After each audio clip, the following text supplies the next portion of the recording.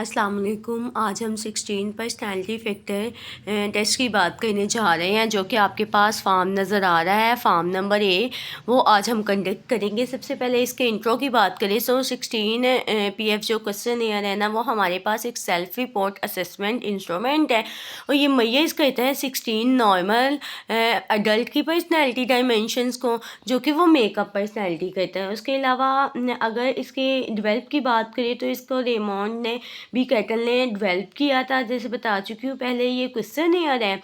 As range की बात करें तो मोस्टली ये 16 ईयर्स या उससे अबव पर यूज़ किया जाता है।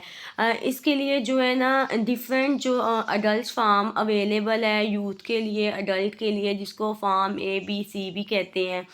ये हमारे पास एक नॉन प्रोजेक्टिव टेस्ट है, ऑब्जेक्टिव टाइप है। इसका जो मेन पर्पस क्या है वो है पर्सनैलिटी को टेस्ट करना है और सेल्फ रिपोर्ट क्वेश्चन है, पहले बता चुकी हूँ। ये पर्सनैलिटी के उन कंपोनेंट्स को, प्राइमरी कंपोनेंट्स को आइडेंटिफाई करता है जो कि फैक्टर एनालाइज के ज़रिए से इंग्लिश लैंग्वेज एग्जेक्टिव ने डिस्क्राइब किया है ह्यूमन फैक्टर्स को। उसके बाद इसकी हिस्ट्री की बात की जाए तो 1949 में institute of personality and ability test, जिसे IPAT भी कहते हैं, उसको फाउंडेड किया था रेमोन कैटल ने और उसकी मिसिस ने, और केरन कैटल ने। और 16 PF जो है ना क्वेश्चन ईयर, इसका फर्स्ट एडिशन जो है वो रिलीज हुआ है। उसके बाद इसकी रेवोलेंट्री जो कॉन्सेप्ट है वो मुहैया करता है ह्यूमन पर्सनैलिटी स्ट्रक्चर को, जो कि डिस्कवर किए गए हैं फैक्टर एनालिसिस के ज़रिए। फैक्टर एनालिसिस की बात करें एनालिसिस की, तो फैक्टर एनालिसिस एक्चुअली में होता क्या है, ये वो वाला मेथड है जिसको यूज़ करते हुए हम जो है ना कोरिलेशन को सेपरेट कर देते हैं, उन वेरिएबल्स को चेंज कर देते हैं जो एक साथ होते हैं। उसके अलावा कुछ हम अंडरलाइनिंग करते हैं डायमेंशन जो कॉमन होते हैं। अगर इसी की एप्लीकेशन की बात करें, जैसे कि मैंने पर्पस, पहले मैं पर्पस बता देती हूँ किस पर्पस के लिए यूज़ किया जाता है। ये नॉर्मल पर्सनैलिटी ट्रेट्स को असेस करता है, ये अंडरस्टैंड करता है आपके पास अनट्रेडेबल बिहेवियर्स को, करियर गाइडेंस के लिए, स्पोर्ट के लिए, एम्प्लॉय की सिलेक्शन के लिए। ठीक है, यही इसकी एप्लीकेशन है और यही इसका पर्पस है। रिसर्च के लिए, क्लिनिक के लिए यूज़ किया जाता है। ठीक है, आउट प्लेस मैनेजमेंट उसके अलावा है आउट प्लेसमेंट कंसल्टिंग के लिए, टीम बिल्डिंग डेवलपमेंट के लिए, करियर काउंसलिंग के लिए, इंडिविजुअल एंड कपल की काउंसलिंग के लिए, ये इन सब पर्पस के लिए यूज़ किया जाता है। ठीक है, जो टेस्ट को एडमिनिस्ट्रेशन का टाइम है ना, वो हमारे पास एवरेज टेस्ट कंप्लीटेशन का जो टाइम अवेलेबल है ना, वो 30 से 50 मिनट्स अवेलेबल है। इसको एडमिनिस्ट्रेट कैसे करते हैं, इसको एडमिनिस्ट्रेट कुछ इस तरह से करते हैं कि आप इसको इंडिविजुअली या ग्रुप सेटिंग में भी कर सकते हैं, आप इसको ख़ुद भी एडमिनिस्ट्रेट कर सकते हैं, या अपने टेस्ट एडमिनिस्ट्रेटर को एडवाइस दे सकते हैं कि आपके पास इतना कंफर्टेबल टाइम है, तो आप अपने क्लाइंट को कह सकते हैं कि वो कंफर्टेबल होकर बैठे। ठीक है, उसके पास इतना टाइम है, 35 to 50 मिनट्स टेस्ट कंप्लीट करें। वैसे तो टेस्ट का कोई टाइम नहीं होता, लेकिन फिर भी आपका जो क्लाइंट है अगर वो जल्दी कर ले या विद इन टाइम या अपने चीज़ों को ऑब्जर्व करना होता है, आप उसको किसी पीसफुल प्लेस पर बिठा दें और टेस्ट एडमिनिस्ट्रेट करवाना स्टार्ट कर दें। और टेस्ट की एडमिनिस्ट्रेशन के दौरान जो है ना आप अपने क्लाइंट को कहें कि आपको मैं ये क्वेश्चन दे रही हूँ, जैसे कि आपको ये बुकलेट फॉर्म में नज़र आ रहा है। ठीक है, ये देखें, ये आपके पास कंप्लीट एक प्रॉपर नज़र आ रहा है। ये आपको सेंटेंसेस की फॉर्म में है, येस नो और इन बिटवीन की फॉर्म में। आपने इन सेंटेंस को पढ़ना है, जो आपके माइंड में, आपने ज़्यादातर टाइम स्पेंड नहीं करना थिंकिंग में, एक ही क्वेश्चन को सोचते रहना है। जो फर्स्ट नेचुरल आंसर आएगा ना, आपने वो नेचुरल आंसर दे देना है। ठीक है, एडमिनिस्ट्रेटर या आप क्लाइंट या एडमिनिस्ट्रेटर, अगर क्लाइंट आपका एजुकेटेड है नो प्रॉब्लम, तो वो खुद इन सेंटेंस को पढ़ सकता है। अगर नहीं है तो, या उसको कोई प्रॉब्लम आ रही है, तो फिर आप क्या करें कि आप खुद इस टेस्ट को लाउडली पढ़ें, वरना अपने क्लाइंट को कह दें कि वो साइलेंटली इंस्ट्रक्शंस को पढ़ लें। ठीक है, ये जो इंस्ट्रक्शंस गिवन है, इन इंस्ट्रक्शंस को साइलेंटली पढ़ लें, और कोई क्वेश्चन अगर उसका ज़रूरी है तो वो आपसे पूछ सकता है, इसमें कोई ऐसी प्रॉब्लम नहीं है। जो मेन इंपॉर्टेंट इंस्ट्रक्शन देते वक्त आपने इस बात का ध्यान रखना है कि आपने अपने क्लाइंट को जब इंस्ट्रक्शन देनी है ना, तो उसको कहना है कि आपके पास ये जो बुकलेट फॉर्म है ना, ठीक है, इस पे आपने किसी किस्म का कोई मार्क नहीं करना, ठीक है, कोई निशान नहीं इधर कोई भी लगाना। टेस्ट स्टार्ट करने से पहले आपने ये अपने क्लाइंट को ज़रूर इंस्ट्रक्शन दे देनी है कि सबसे पहले कि क्या करें कि इसने इस पर कोई मार्क नहीं करना। दूसरा, आपके पास जो है ना आंसर शीट जो इस तरह की इस फॉर्म में होगी ना, आपने उसको ये दे देनी है, ठीक है। उसको कहना है कि अपने ग्रिड्स को कंप्लीट करे, जैसे कि नेम है, जेंडर है, सेक्स, एज और डेट, इस सबको जो फर्स्ट वाला है ना लेफ्ट हैंड साइड से ये आंसर शीट है उसकी, तो इसको कंप्लीट करें, ठीक है। उसके अलावा जब टेस्ट के दौरान जो आपका क्लाइंट होगा ना, तो वो जो इन ये सारे सेंटेंस हैं, इन सारे सेंटेंस को वन बाय वन वो रीड आउट करेगा। ये फर्स्ट वाला जैसे कि सेंटेंस है, I have the instructions of this test clearly in mind, के उसके माइंड में क्लियरली जो है ना इंस्ट्रक्शंस कैसी आ रही हैं, येस है, अनसर्टेन है, नो है, कोई भी रिस्पॉन्स है ना ए बी सी में से, उन तीनों में से उसने क्या करना है, इन तीनों में से जो फर्स्ट वाला, ये देखिए फर्स्ट वाला नज़र आ रहा है, इन तीनों में से जो उसको सूटेबल लगता है उसको मार्क कर देना है, कंप्लीट बॉक्स को फिल कर देना है, ठीक है। उसको बॉक्स को, उस सर्कल को जब उसने फिल कर देना है, वो फिल करेगा कोई डार्क या लेड पेंसिल के साथ, ठीक है, उसके साथ उसने उसको फिल करना है। और क्लाइंट जो है जब इन सारी सेंटेंस को रीड आउट करके ये यहाँ से रीड आउट करेगा, यहाँ पर सर्कल को फिलअप करता जाएगा। ये आपके पास जो है ना 187 आइटम्स हैं, ठीक है। यहाँ पे भी आपके पास 187 जो है आइटम्स है बुकलेट फॉर्म में। तो आपने क्या करना है, जो क्लाइंट जब ये फिलअप कर रहा होता है ना, तो ये बड़ा थेरेपिस्ट का या साइकोलॉजिस्ट का काम होता है कि वो चेक करता जाए कि वो अप्रोप्राइट साइकिल्स को फिल कर रहे हैं, कोई जो है आंसर शीट में बॉक्स एम्प्टी तो नहीं है, ठीक है। इन चीज़ों का ध्यान रखना है। और जब आपने इसका टेस्ट का कंक्लूजन करना है ना, तो यही वही बात मैं दोबारा रिपीट करने लगी हूँ कि एडमिनिस्ट्रेट का रिव्यू करना है कि जब उसका ये टेस्ट 185 आइटम्स कंप्लीट हो जाए ना आंसर शीट की, तो उसका रिव्यू करना है। नेम, उसके ग्रिड्स कंप्लीट है, नेम एज जेंडर जैसे कि बता दिया, और 185 के 85 जो उसके रिस्पॉन्सेज है वो उसने स्कोरेबल किए हुए हैं। कोई ऐसा रिस्पॉन्स तो नहीं जो उसने स्कोरेबल ना किया हो या कोई उसने स्किप कर दिया हो, ठीक है। हर एटम जो है ना उसकी स्कोर 0, 1, 2 है, 0, 1 और 2 है हर एटम की जो स्कोर है ना, वो इस तरह से करेक्टली जो आपने है ना स्कोरिंग करनी है। सबसे पहले तो मैं इसको दिखा देती हूँ ना आपको, बुकलेट फॉर्म ये सारा मैं आपको दिखा रही हूँ, ठीक है। ये आपके पास सारा बुकलेट फॉर्म है जो आपके पास 187 आपके पास आइटम्स अवेलेबल है।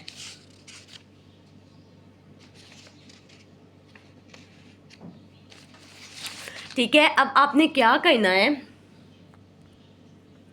जैसे कि मैंने अभी आपको दिखाया था, ये हमारे पास बुकलेट फॉर्म है। उसके अलावा ये हमारे पास आंसर शीट है। जो मेरे क्लाइंट है उसने 1 बाय 1 रिस्पॉन्सेज को पढ़ा है और इस तरह से उसने अपने रिस्पॉन्सेज के अकॉर्डिंग लेड पेंसिल से इस सर्कल को फिलअप किया जाए है। देखें यहाँ कोई भी ऐसा सर्कल नहीं है जो कि आपके पास इनकम्प्लीट हो। अब आपने क्या करना है, अब मैं आपको स्कोरिंग का प्रॉपर मेथड बताने लगी हूँ, ठीक है। स्कोरिंग करने के लिए ये आपके पास 2 आंसर शीट्स अवेलेबल होनी चाहिए। ये देखिए आपको नज़र आ रही है 16 PF टेस्ट है, ये फॉर्म ए और फॉर्म बी है, ये नंबर 2 वाली है, सॉरी, और ये है आपके पास 16 PF वाली नंबर 1। ये आपके पास 2 आंसर शीट्स की रिस्पॉन्स आंसर शीट्स है। आपने इसको क्या करना है, ये जो आपके पास आपकी आंसर शीट है, आपने इसको इस तरह से करना है कि इसकी आंसर शीट के ऊपर प्रॉपरली आपने इसको इस तरह से रखना है, ठीक है। आपने इसको प्रॉपरली इस तरह से रखना है कि आपके जो सारे ये देखें, ये मैं इसको पहले सेट कर लूँ। ये आपने 1 बाय 1 ये चेक करें, ये मैंने इसके ऊपर रख लिया। अब इसका जो मेन पर्पज़ है ना वो क्या है कि ये आपके पास जो नीचे डार्क एंडेड पे मार्क किए हुए हैं ना, आपने ए वाला ये आपके पास है, यहाँ पर भी आपके पास जो आंसर शीट में है ना ए वाला है जो कि आपको नज़र आ रहा है। तो आपने क्या करना है, जो आपको इस सर्कल वाले में लेड पेंसिल से सर्कल किए हुए नज़र आ रहे हैं उनकी काउंटिंग को आपने काउंट कर लेना है, ठीक है। ये ए का सर्कल है, इसकी काउंटिंग को आपने काउंट कर लेना है। ये C है, F है, H है, L है, N है, Q1 है, O1 है और Q3 है। ये आपके पास है, ठीक है। अब आपने इसको करना है, मैं आपको करके चेक करवाती हूँ। फिर इसी तरह से हमने जो हमारे पास की आंसर शीट 2 है, इसको भी इसी तरह से हमने अपने आंसर शीट के ऊपर रखना है। जो हमारे पास आंसर शीट साइकिल की फॉर्म में थी, जिसको हमने फिलअप किया था, उसमें भी आपने क्या करना है, अब वहाँ पे आपके पास जो अवेलेबल थे ना, वहाँ पे आपके पास C F ये वाले सारे थे, ठीक है। इनके फैक्टर्स को इनको काउंट करके ना इसी तरह से लिख देना है। अब यहाँ पे आपके पास ये जैसे कि B है, अब B में जो सर्कल आपके पास जो नज़र आ रहे हैं ना आपको, तो मुझे तो ना मैक्सिमम यहाँ पे ना जो सर्कल है ना वो सिर्फ एक ही डार्क नज़र आ रहा है, 2 आ रहे हैं सॉरी नज़र मुझे, एक तो ये वाला है और एक ये वाला है जो मुझे थोड़ा सा नज़र आ रहा है। मे भी आपको वीडियो में ज़्यादा क्लियर नज़र ना आ रहा हो, ठीक है।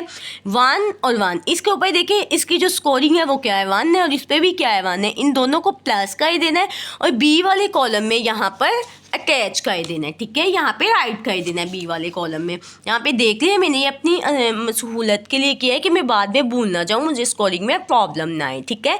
आपने इसी तरह सबको सारे जो आपके पास 16 पर जो पर्सनैलिटी के फैक्टर्स हैं, आपने सबकी इसी तरह से स्कोरिंग करनी है।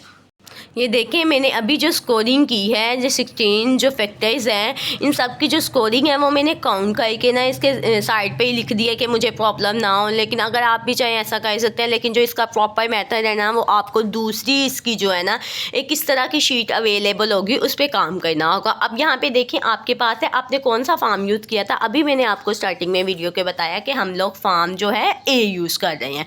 तो यहाँ पर लेट्स देखें कि आपके पास जो फॉर्म ए वाला कॉलम है ना, रॉ कॉलम, जहाँ पे लिखा हुआ है रॉ स्कोर्स, फॉर्म ए, बी और टोटल और स्टैंडर्ड स्कोर्स, तो फॉर्म ए वाले स्कोर में ना आपने अपनी सारी स्कोर जो है ना राइट कर देनी है। ये जो लिखी हुई नज़र आ रही है वो कहाँ पर, फॉर्म ए वाले स्कोर की जो रॉ स्कोर होगी उधर आपने पुट कर देनी है, करेक्टली पुट करनी है उसको, ठीक है। ये काम करने के बाद उसके बाद आपने क्या करना है, जो ये आपकी रॉ स्कोर आएगी ना, इसको स्टैंडर्ड स्कोर में कन्वर्ट करना है, ठीक है। इसकी स्टैंडर्ड स्कोर में कन्वर्ट करना है, जिसकी रेंज हमारे पास होती है 1 to 10, वो भी मैं आपको करके दिखाती हूँ।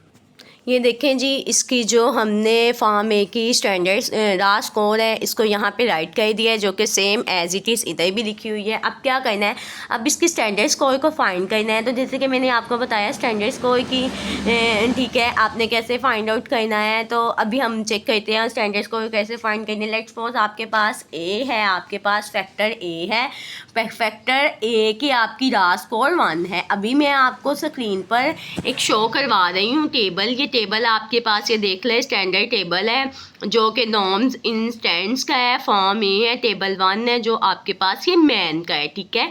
तो अब हमारी जो क्लाइंट है ना, ये चेक करें, हमारी क्लाइंट जो है फीमेल है, ठीक है, वो मेल नहीं है। अगर मेल के लिए होगा तो आपने ये वाला टेबल यूज़ करना है, अगर फीमेल के लिए है तो आपने ये वाला टेबल यूज़ करना है। अब हमारी जो है ना फर्स्ट वाली ए की फैक्टर की रॉ स्कोर जो हमारे पास है ना, हमारा फैक्टर कौन सा है, फैक्टर एक्चुअली में हमारे पास जो है ना वो फैक्टर हमारा जो है ए है, फैक्टर ए है, और उसकी जो रॉ स्कोर हमारे पास वो क्या है, 1 है।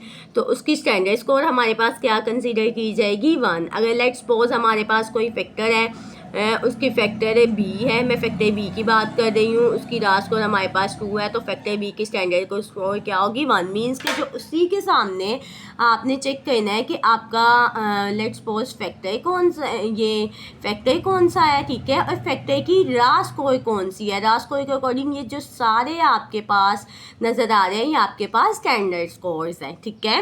ये इसी के अकॉर्डिंग मैंने 1 by 1 सबको कंप्लीट कर लिया है, इसके स्टैंडर्ड स्कोर्स को। ये देखे मैंने कंप्लीट कर लिया है यहाँ से मैनुअल से टेबल से चेक करते हुए। नेक्स्ट अब हम लोग क्या करेंगे, जैसे कि मैं आपको बता चुकी हूँ कि इसमें जो स्कोर की जो रेंज है वो 1 to 10 है, और इसका जो मीन होता है ना वो हमारे पास मीन जो है ना फिक्स होता है 5.5 में। उसके बाद हम इसको कैलकुलेट करते हैं ग्लोबल फैक्टर्स में और इसके प्रोफाइल के 10 स्कोर्स देते हैं। अच्छा, यहाँ पे अब एक और चीज़ आपको स्क्रीन पे नज़र आ रही है, अब वो क्या है, ये आपने रॉ स्कोर वाला फॉर्म तो कंप्लीट कर लिया। अब नेक्स्ट देखें, वो आपको ना यहाँ पे शो करवा रहा है कि लो स्कोर डिस्क्रिप्शन, स्टैंडर्ड 10 स्कोर 10। अच्छा, ये आपने बताना है। एक्चुअली में ये बड़ा इंपॉर्टेंट काम है, ठीक है। ये भी हमारे 16 फैक्टर्स के अकॉर्डिंग ही है।